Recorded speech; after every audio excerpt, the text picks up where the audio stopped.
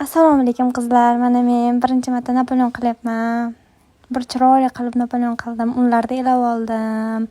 Uni tepasiga margarin qo'shdim. Margarinni qo'shgandan keyin xamirga xullas shunaqa qildim.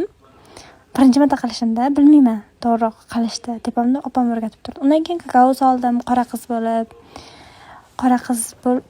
xamir qilib aralashtirdim to'g'ri. Undan keyin ikkita tuxumni chaqib bir qoshiq nimadir soldim. Uni nomini bilmayman to'g'risi.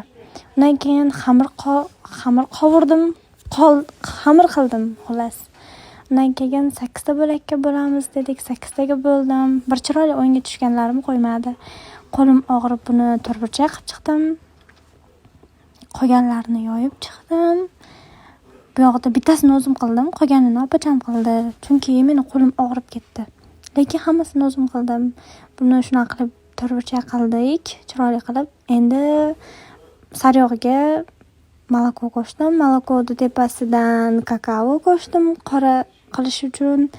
Undan keyin ustularim kir bo'lib, shokolad bo'lib ketdi. Xullas shunaqalar qilib aralashtirib oldim. Oshpazlik bo'yicha men yaxshi emasman, opam yaxshi. Buni bitta-bitta qilib chiqdim.